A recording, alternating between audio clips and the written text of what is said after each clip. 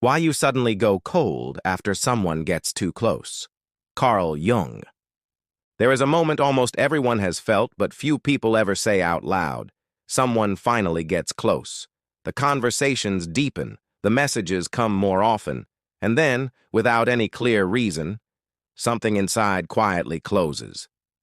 The warmth that was there a week ago is gone. The interest fades.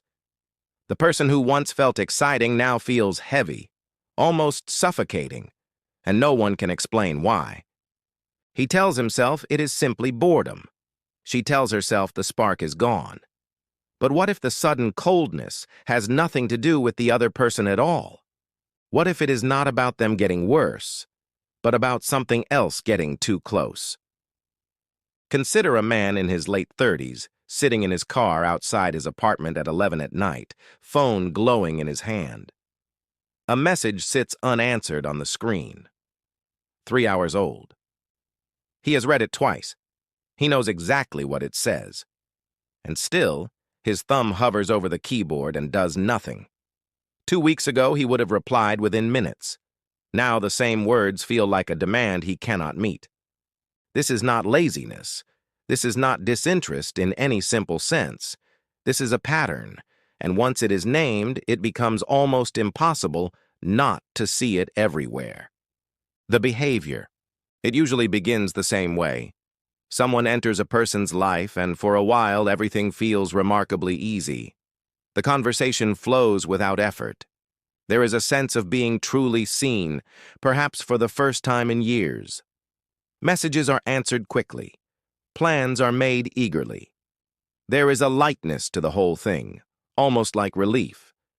Then gradually the tone shifts.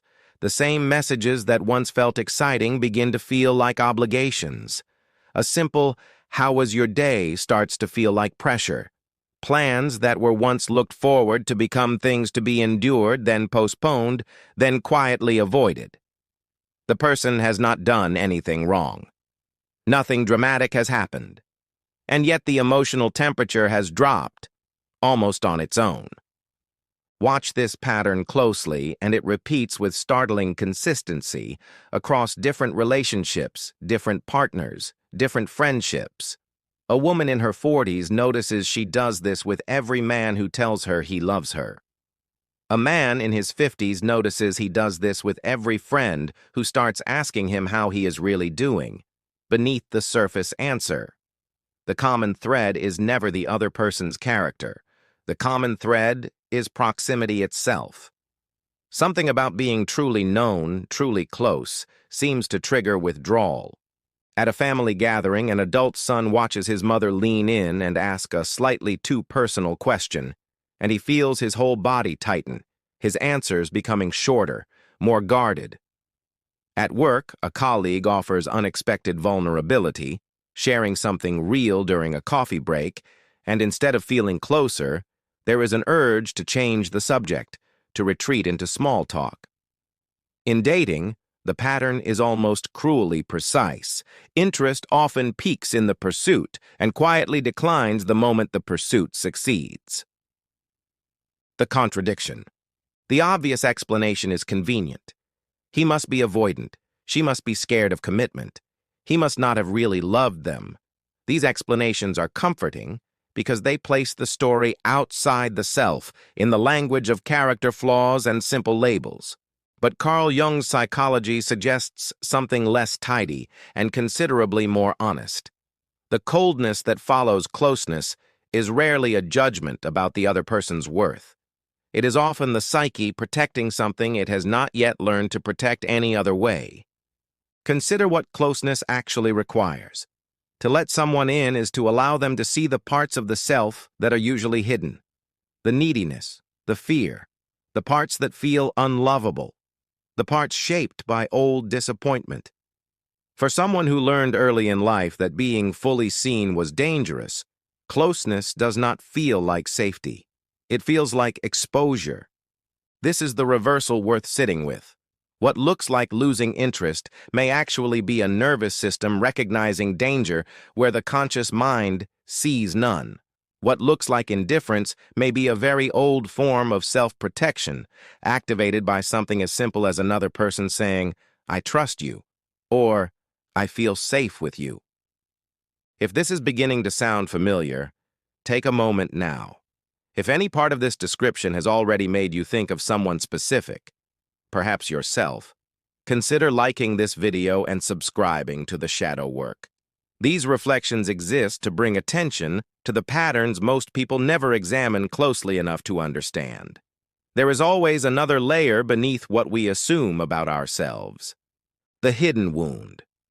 Where does this pattern come from? There is no single answer, and no single story fits every person who recognizes themselves in it. But certain threads appear again and again in the accounts people share. For some, closeness in childhood was inconsistent. A parent who was warm one day and distant or irritable the next.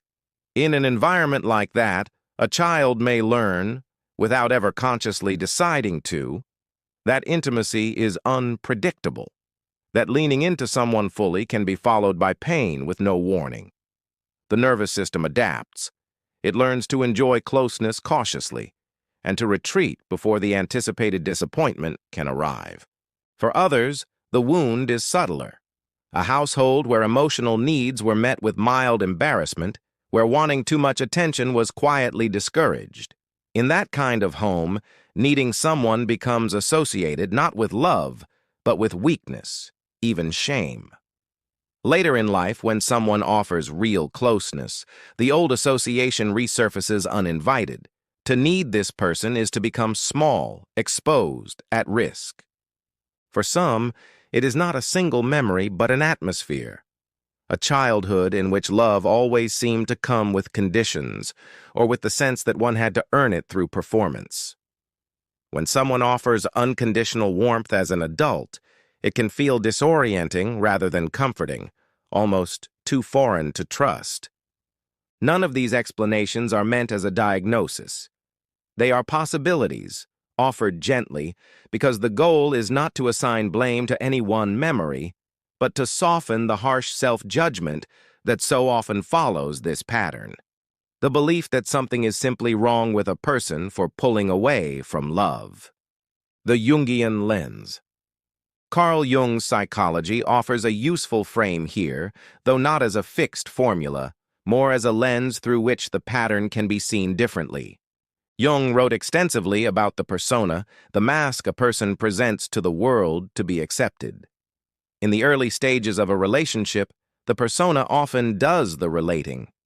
It is charming, engaged, easy to be around.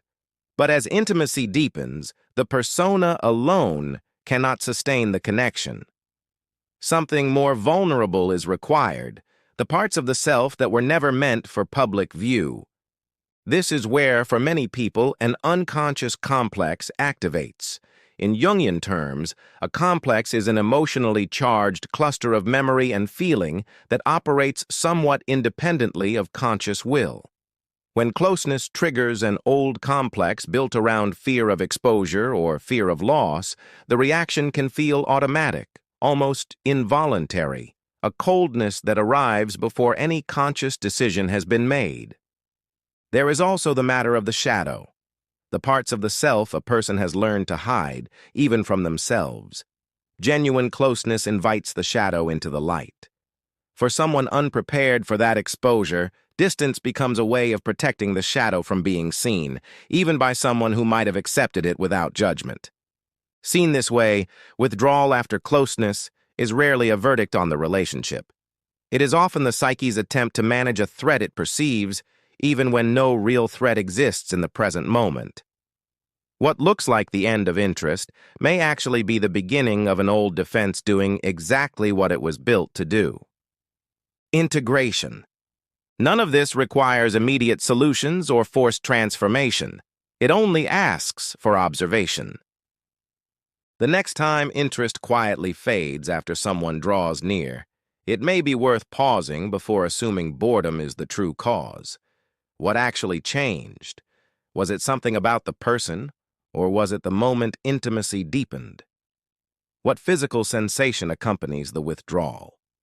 Tightness, restlessness, a pull toward distraction. When did this pattern first appear, and in what kind of relationship? Is there a memory, even a vague one, of closeness once feeling unsafe? These are not questions with tidy answers. They are simply doors, left slightly open for anyone willing to look through them. Whisper close. Perhaps the coldness was never about loving someone less. Perhaps it was the oldest part of the self, still trying to protect a heart that once learned closeness was not always safe to trust. If this video gave you a different way to understand yourself, leave a comment with the one idea that stayed with you. Like the video, subscribe to the shadow work, and share it with someone who may be quietly going through the same thing. And tell us in the comments, what part of yourself have you spent the longest time trying not to see?